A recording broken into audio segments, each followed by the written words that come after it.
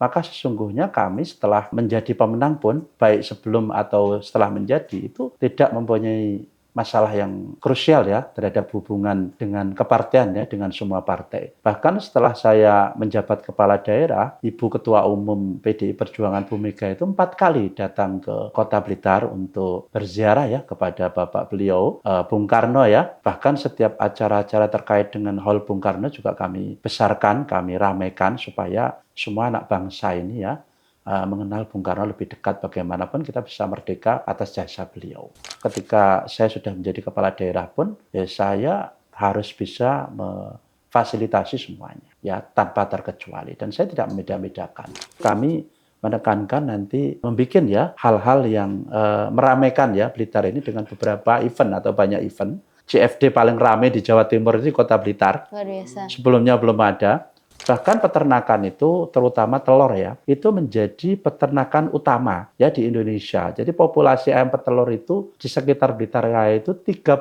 juta. 30 juta ayam petelur. Jadi setiap hari itu 30 juta. Blitar ini akan kita full dengan event-event ya, dengan apapun yang ada, sehingga ini menjadi kota dengan fasilitas yang terbaik lah, dengan pelayanan terbaik. Itu harapan kami.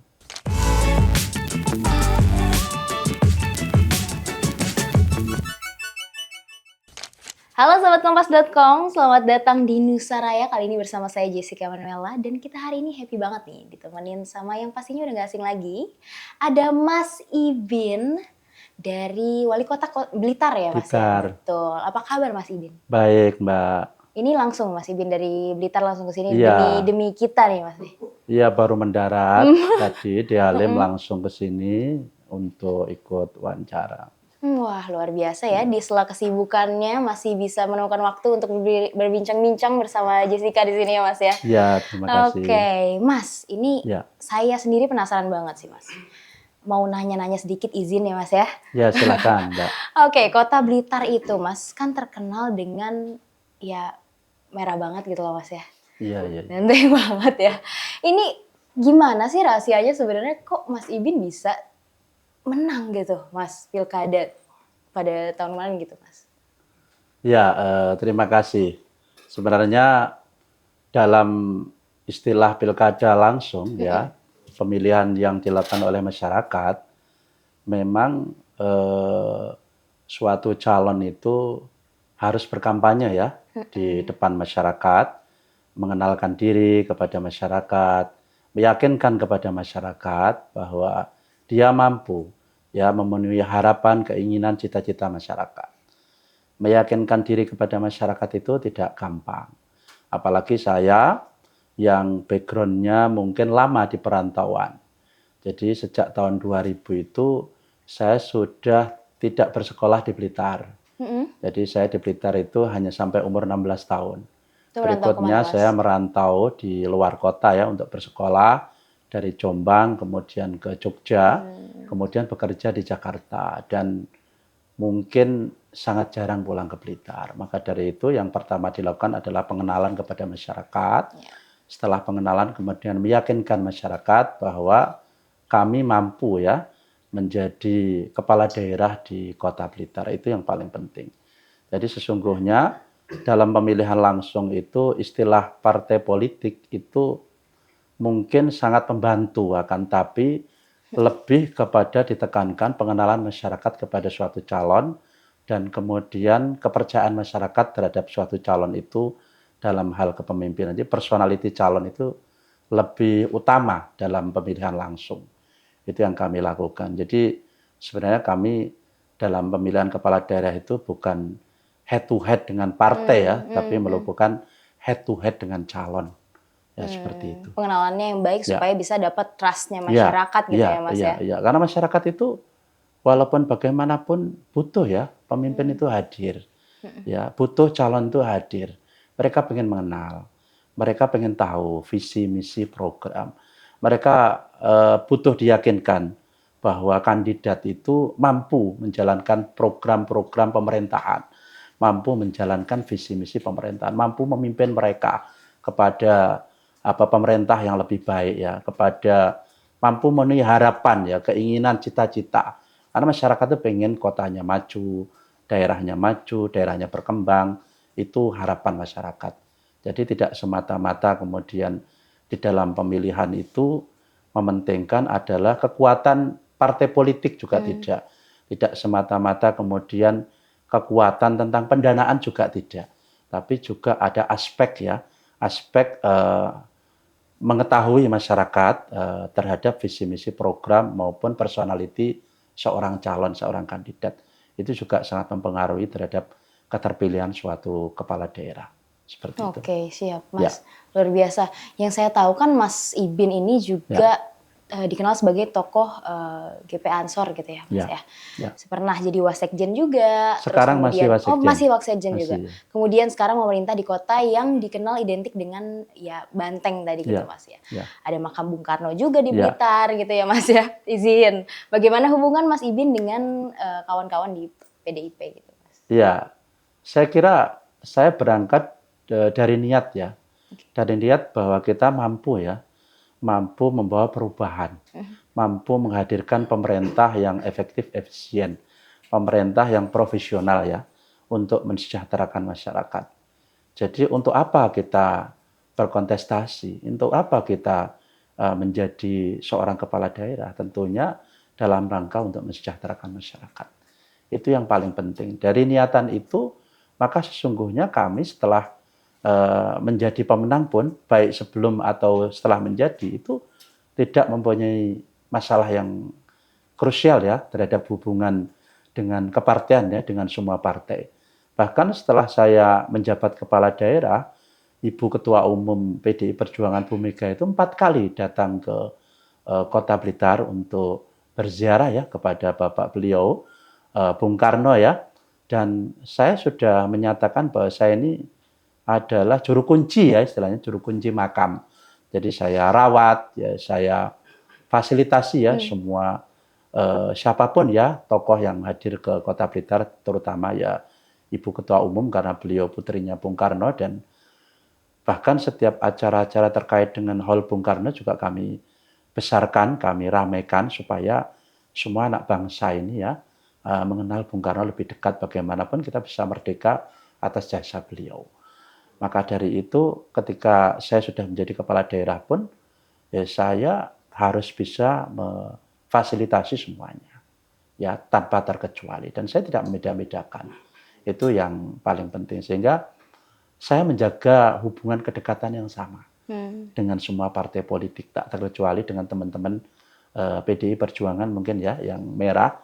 Dan alhamdulillah ternyata mungkin juga teman-teman yang di latar belakangi merah atau mungkin PDI Perjuangan banyak juga yang memilih saya, karena kan memang sebenarnya saya tidak ada problem, dan saya di awal-awal mencalonkan juga saya mendaftar ke seluruh partai politik termasuk PDI Perjuangan ya.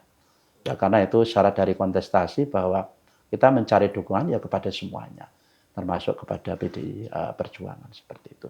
Saya kira tidak ada hambatan sama sekali ya selama kita melakukan komunikasi dengan baik, melakukan kebijakan-kebijakan pemerintah secara profesional. Seperti itu. Tapi Mas, kenapa pengen jadi kepala daerah? Kan padahal sebelumnya Mas Ibin udah ASN gitu ya, udah hidup enak lah gitu. Mas, apa sebenarnya yang pengen dibenahi gitu dari Blitar? Ya, saya bilang kalau dibilang serius ini kan ya sebenarnya kan saya suka melawak ya, suka melucu. Makanya saya sering bilang ke teman-teman saya ini gabut gitu ya. Sudah menjadi ASN hampir 16 tahun gitu kan. Kemudian ya ASN itu kan rutinitasnya kan seperti itu kan. Seperti itu. Jadi sudah formalistik ya kerjanya karena sudah sistemik ya. Kemudian di luar profesionalisme sebagai ASN saya juga sebenarnya dari sejak SMA sudah rajin ya di organisasi. Termasuk sekarang saya menjabat wasekjen di pimpinan pusat Gerakan Pemuda Ansor. Di luar itu juga saya berwirausaha juga. Jadi sebenarnya kita ini multi ya, multi bidangnya multi. Maka dari itu ya istilahnya dalam moto hidup itu kan ada istilah kalau di agama Islam itu khairun nas anfa'uhum linnas. Sebaik-baiknya manusia itu yang bermanfaat bagi sesamanya. Maka dari itu ketika asas manfaat itu lebih dipentingkan, mungkin tanda tangan saya ini akan lebih bermanfaat. kebijakan-kebijakan kepala daerah itu lebih menyeluruh, bisa mewadahi semuanya. Maka dari itu menjadi kepala daerah itu adalah tugas sangat sangat mulia. Karena di dalam tanda tangannya ada miliaran yang bisa diakses sampai di bawah. Dalam kebijakannya bisa menyentuh ribuan masyarakat. Dan bahkan bisa menjadi inspirasi kan. Seperti itu. Maka dari itu ya saya kira ini tugas yang mulia menjadi pemimpin. Karena kan setiap orang itu kan pemimpin. Mbak juga pemimpin juga di suatu keluarga nanti. Kita Nanti misalkan ya, Mas, pemimpin ya, anak-anaknya pasti. Jadi setiap manusia itu pemimpin. Maka dari itu ya kita harus siap dimanapun ditempatkan. Yang pada intinya ya itulah kita nggak ada apa namanya, nggak. Saya bahkan dulu tidak pernah bercita-cita sama sekali dan juga tidak pernah pengen jadi kepala daerah. Tiba-tiba saja udah jadi ASN. Kemudian waktu itu saya dilantik pengurus Ansor ya, pimpinan pusat Wasekjen. Terus gambar saya kelihatan gagah. Karena akhirnya kita pasang aja di baliho-baliho itu, kok gagah gitu kan. Setelah kita pasang kira-kira ya setengah bulan lah. Kayaknya enggak cocok kalau ini daerah merah kemudian pakai baju hijau, akhirnya saya ganti lah pakai kaos seperti itu. Sebenarnya sesimpel itu ya, seperti tapi ada niatan yang sangat besar bahwa ketika sudah memegang pena, ya memegang kebijakan itu, sesungguhnya banyak yang akan terdampak. Nah, dampak itu kepada kebaikan atau kepada tidak baik. Maka dari itu penting ya bagi seseorang ketika sudah mempunyai jabatan atau menjabat itu menggunakan jabatannya sebaik-baiknya. Ya, tapi berarti bukan memang direncanakan ya, Mas ya, tapi Enggak. karena memang itu tugas mulia gitu untuk Mas Ibin sendiri gitu ya. Iya, memang kalau kita itu dari sejak SMA sudah gemar berorganisasi.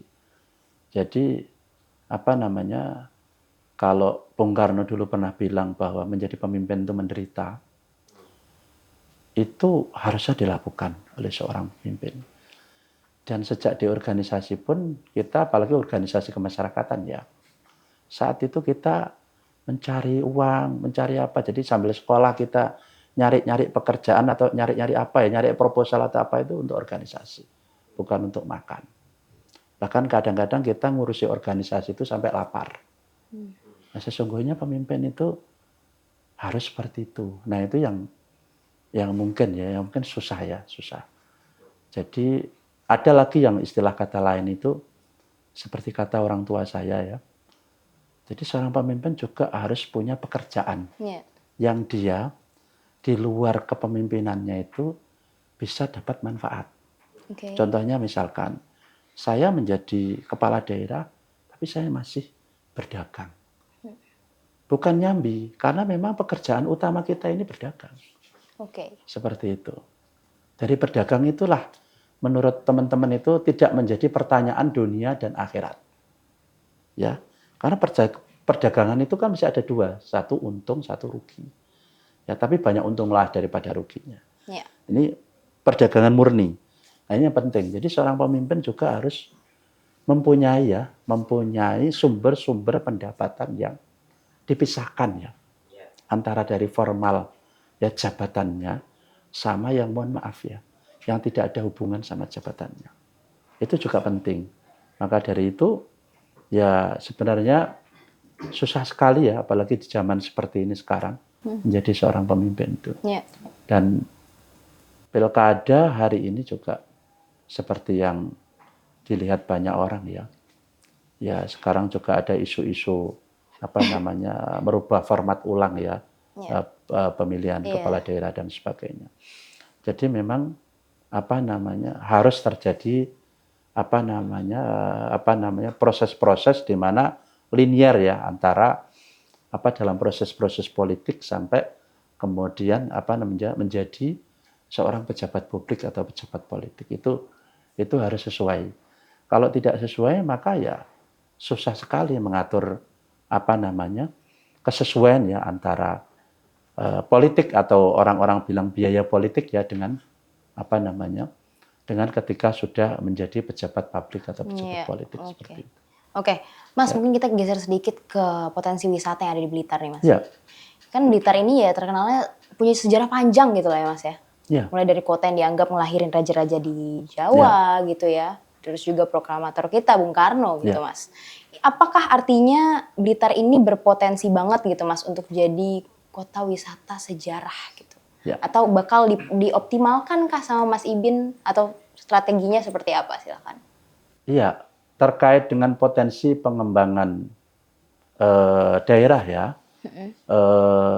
saya kira Kota Blitar ini memang kota kecil ya di pesisir selatan ya, hanya di 3 kecamatan. Akan tapi di daerah Blitar atau di Kota Blitar itu memang waris ya, banyak warisan terutama terkait dengan kesejarahan ya. Di situ tumbuh besar Bung Karno, kemudian dimakamkan di Blitar. Kemudian juga banyak sekali pahlawan nasional, termasuk Supriyadi ya, pahlawan peta ya, yang pelopori pemberontakan peta, ya tentara peta kepada Jepang. Itu satu-satunya di Indonesia ini yang memberontak ya, yaitu dari Blitar dengan tokoh Supriyadi. Termasuk dulu tokoh yang menculik Soekarno di Rengas Dengklok, namanya Soekarni. Itu juga dari Blitar. Dari Blitar. Ya banyak sekali, Pak Wapres Budiono juga orang Blitar asli. Kemudian banyaklah tokoh-tokoh dari Blitar, artis juga banyak dari Blitar. Jadi saya kira menarik kalau kemudian meneruskan wisata kesejarahan. Akan tapi memang membangun kota dengan hanya mengandalkan wisata kesejarahan untuk hari ini memang tidak begitu cukup. Bahkan saya banyak nyeletuk, orang-orang yang datang ke makam Bung Karno itu adalah orang-orang yang susah.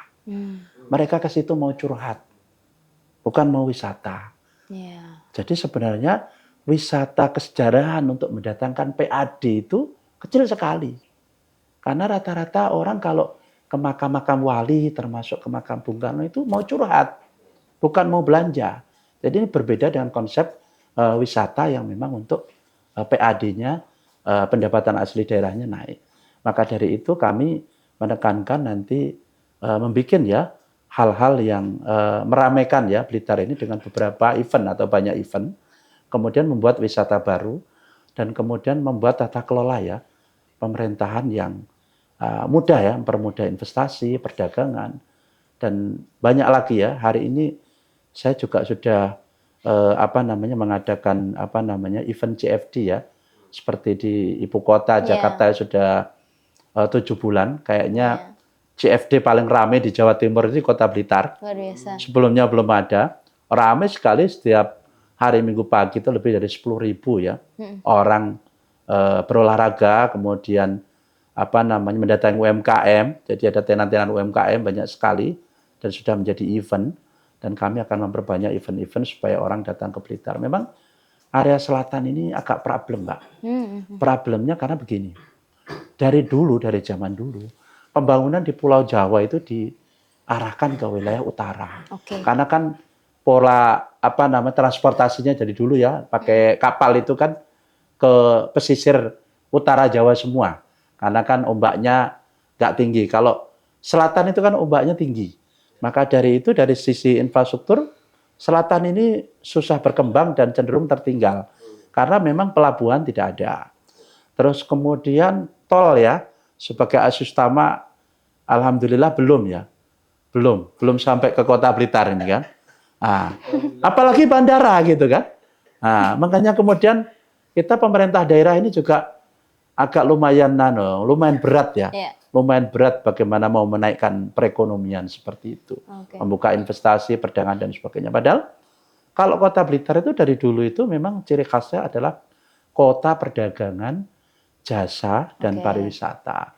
Dan saya tambah menjadi industri ya tambah seperti itu. Jadi highlight-nya kota barang dan jasa itu perdagangan itu adalah kota di mana kita bisa mengkonsolidasikan barang-barang dagang. Jadi memang di sekitar situ itu banyak penghasil ya dari produk-produk pertanian ataupun produk-produk peternakan. Bahkan peternakan itu terutama telur ya, itu menjadi peternakan utama ya di Indonesia. Jadi populasi ayam petelur itu di sekitar Blitar Raya itu 30 juta. 30 juta ayam petelur. Jadi setiap hari itu 30 juta. yang 1 juta mungkin dimakan oleh orang Blitar Raya, yang 29 juta itu keluar dari Blitar. Maka potensi perdagangannya besar. Maka dari itu kami membuat Blitar Trade Center atau BTC ya, area perdagangan yang bisa mengendalikan perdagangan antar daerah, antar pulau maupun ekspor. Ini salah satunya. Jadi kita banyak juga program-program baru ya yang legasinya kami pengen menegaskan bahwa Kota Blitar harus berubah. Harus berubah. Apalagi sekarang tantangannya pemotongan transfer ke daerah sangat tinggi. Dan sementara beberapa daerah, terutama kayak daerah kami ini, daerah yang mengandalkan transfer pusat. Jadi kalau dipotong ya berat juga. Seperti itu. Jadi namanya kota, tapi sumbernya yang 80% itu dari transfer daerah, transfer pusat ke daerah. Nah ini kan sangat berat. Sementara kalau kota-kota existing lain seperti kayak Surabaya, DKI, ini betul-betul pendapatan asli daerahnya karena sudah sangat banyak ya dari bangunan, dari restoran, hotel dan sebagainya. Jadi 80% pendapatan itu pendapatan daerah. Jadi pusat tinggal nambahin sedikit. Kita kebalik. 80% dari transfer pusat.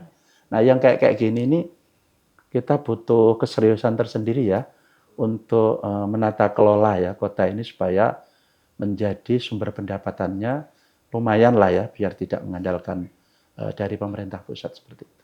Oke, Mas Ibin, beberapa waktu lalu nih ya, selama kepemimpinannya Mas Ibin gitu ya, yang Jessica dapat info itu Mas Ibin sempat bikin kebijakan menyalurkan uang 6,1 miliar kepada APBD untuk guru agama yang mengajar di lembaga non formal, kayak gitu.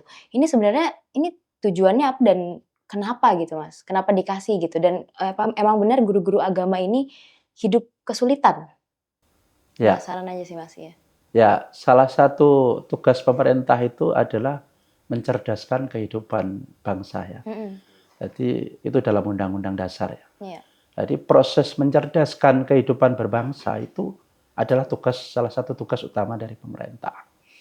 Dan guru-guru ngaji, guru minggu dan sebagainya itu adalah insan yang mendidik ya. Mendidik masyarakat, terutama pendidikan moralitas kepada masyarakat. Jadi generasi kita ini kadang-kadang, mohon maaf ya, kadang-kadang tidak semangat, lelet, kemudian putus asa, dan kemudian tidak tahu arah, tidak punya cita-cita, tidak tahu tujuan, dan moralitasnya bobrok.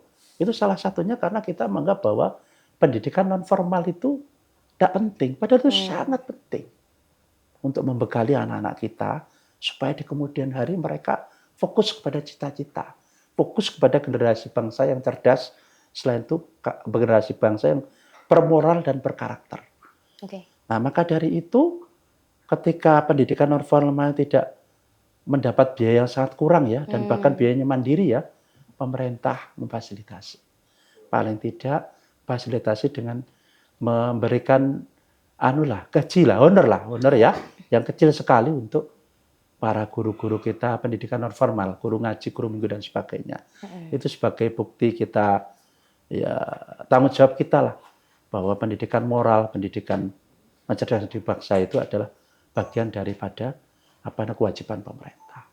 Itu harapan kami dan bahkan kami sangat selektif ya dan menginginkan ya anak-anak itu di dalam program pemerintah kami itu jadi kalau sekolah itu sampai siang sorenya itu harus berpendidikan. Itu loh, baik kursus ya, baik mengaji, ya baik sekolah minggu dan sebagainya itu. Jadi sore itu harus ada kegiatan. Jadi anak-anak kita ini sudah terlalu banyak yang kecanduan gadget dan sebagainya. Ya.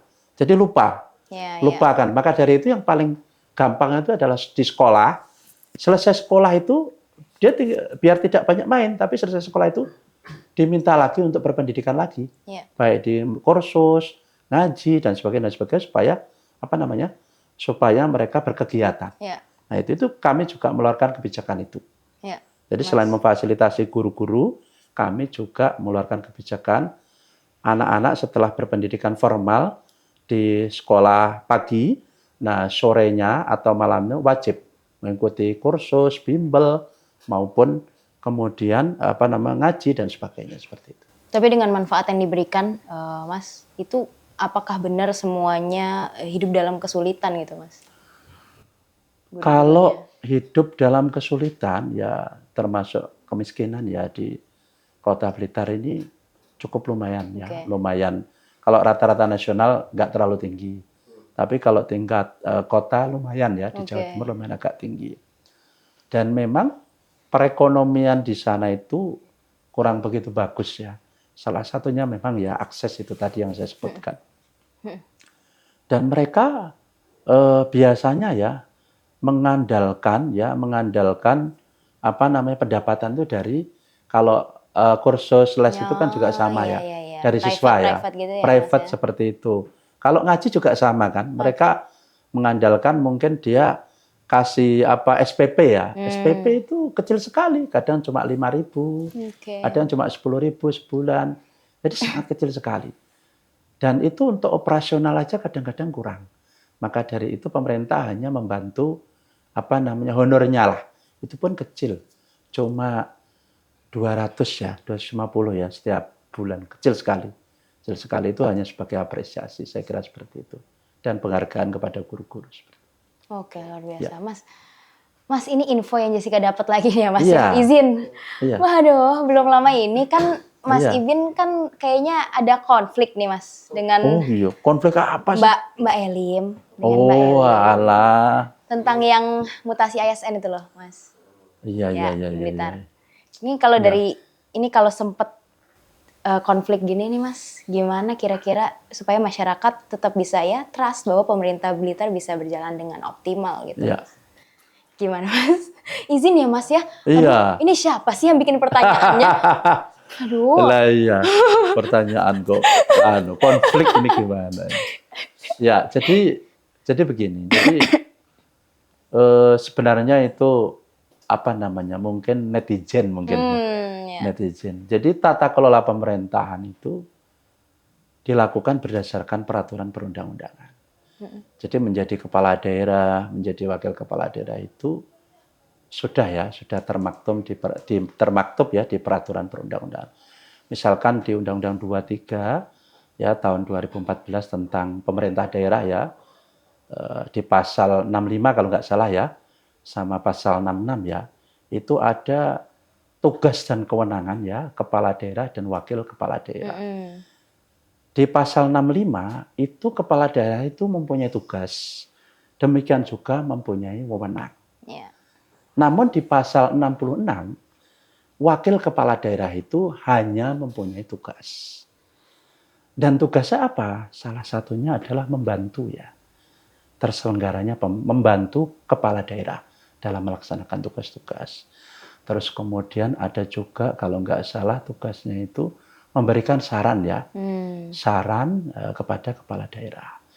Terus kemudian diberikan tugas lainnya oleh kepala daerah. Nah kemudian pasal terakhir itu terhadap tugas perbantuan ataupun diberikan tugas oleh kepala daerah itu, wakil kepala daerah itu melaporkan kepada kepala daerah.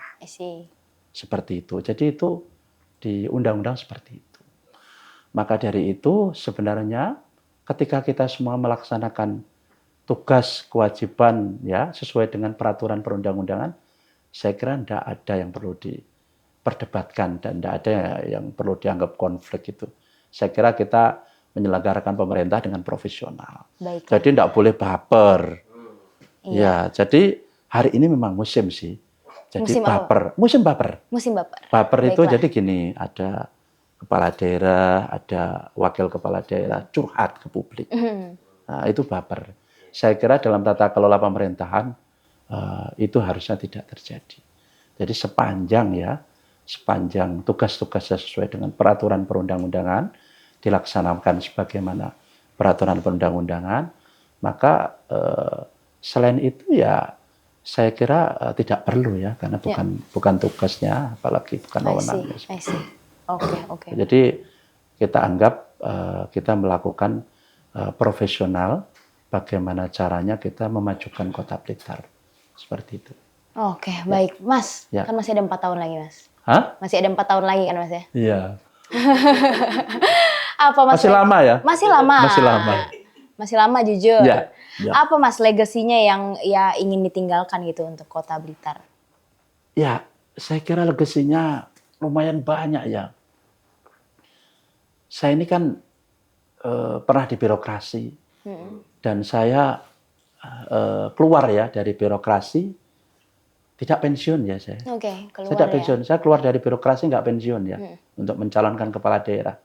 Jadi mohon maaf ya, saya tidak merepotkan negara ya, karena saya keluar tanpa membebani negara, nggak pensiun. Luar biasa. Ya saya rasakan ketika saya masuk ya menjadi kepala daerah itu, kebijakan-kebijakan tata kelolanya itu masih seperti yang dulu-dulu. Iya. Pola-pola lama lah seperti itu. Ya jadi pejabat ASN di lingkup pemerintah daerah itu sukanya itu kalau ada APBD itu di copy. Copy, paste, copy, paste, copy, paste. Nah ini kebetulan anggaran itu di copy bisa, di paste tidak sesuai. Ini kan ada pengurangan anggaran yang banyak. Jadi ketika bisa di copy, di paste itu jadi dikurang-kurangi gitu. Terus ini kan dampaknya akan ekonomi merosot. Ya, kalau seperti itu caranya. Maka dari itu kita berputar otak supaya biar tidak dikurangi itu, programnya itu kita rombak. Kita rombak, kita tata ulang, kita tata kelola ulang. Jadi biar ke masyarakatnya kita tetap jalan maksimal dan bahkan ada kemajuan-kemajuan. Ya legasinya kemudian kita ingin meninggalkan tata kelola yang baik ya. Tata kelola yang menuju kemajuan itu yang pertama. Yang kedua tentunya kita juga harus punya peninggalan-peninggalan baru. Misalkan dari dulu saya anggap misalkan wisata sejarah itu sekarang sudah agak kurang menarik ya bagi masyarakat. Kita pengen membuat wisata buatan. Seperti itu. Kemudian juga aset-aset olahraga ada yang belum optimal.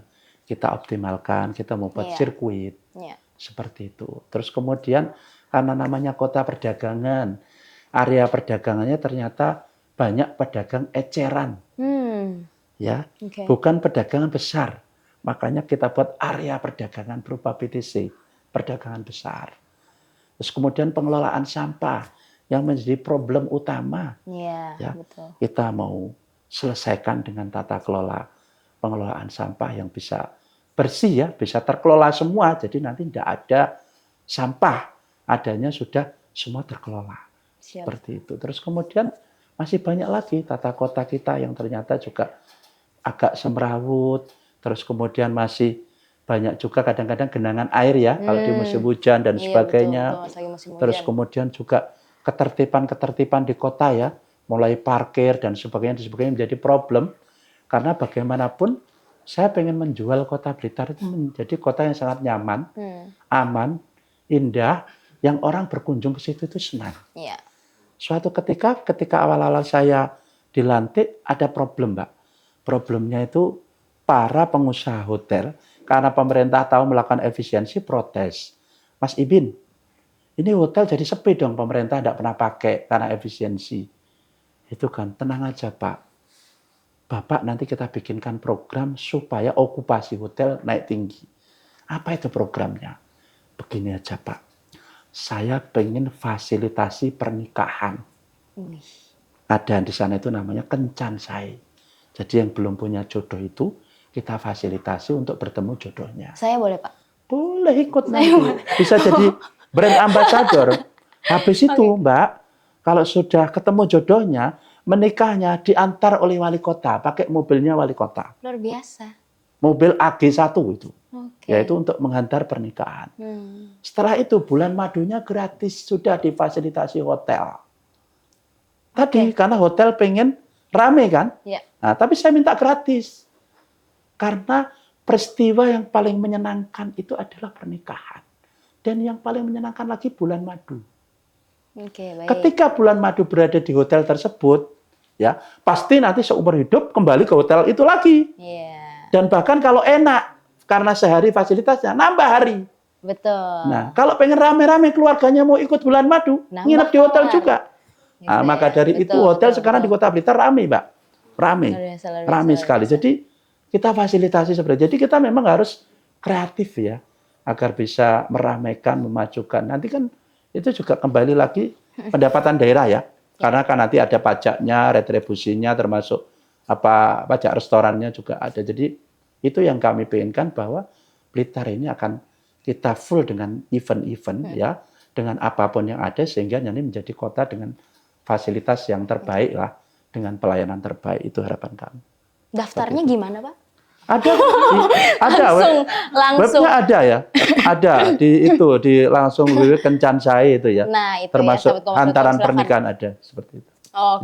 Oke, Mas Ibin ini mungkin terakhir kali ya. Aku sendiri penasaran gitu. Sebenarnya Mas Ibin nantinya gitu ingin dikenal sebagai pejabat atau pemimpin yang seperti apa sih? Iya, saya sebenarnya nggak punya target dan nggak punya mimpi dan nggak punya cita-cita ya menjadi politisi ataupun kepala daerah. Saya tetap tadi yang saya bilang bahwa sebaik-baik manusia itu adalah yang bermanfaat. Sama juga seorang pemimpin itu sebaik-baik pemimpin adalah yang meninggalkan kebijakan yang baik, yang meninggalkan kemajuan-kemajuan, yang meninggalkan pembangunan-pembangunan, catatan-catatan yang baik. Itu yang kami harapkan. Jadi kami ini dalam rangka untuk semacam yang membuat tinggalan di Kota Blitar. Bahkan saya beberapa kali bilang kepada teman-teman ya, kepada masyarakat, sebaiknya jadi pemimpin itu tidak usah lama-lama. Masyarakat akan bosan.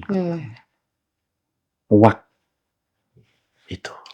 Jadi misalkan 1 periode itu sudah cukup seorang pemimpin.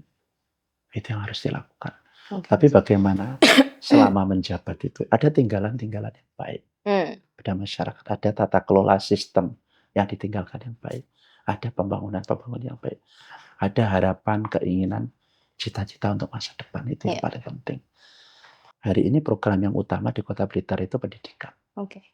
Saya membuat program persiapan masuk perguruan tinggi kursus dengan memberi beasiswa atau fasilitas di perguruan tinggi.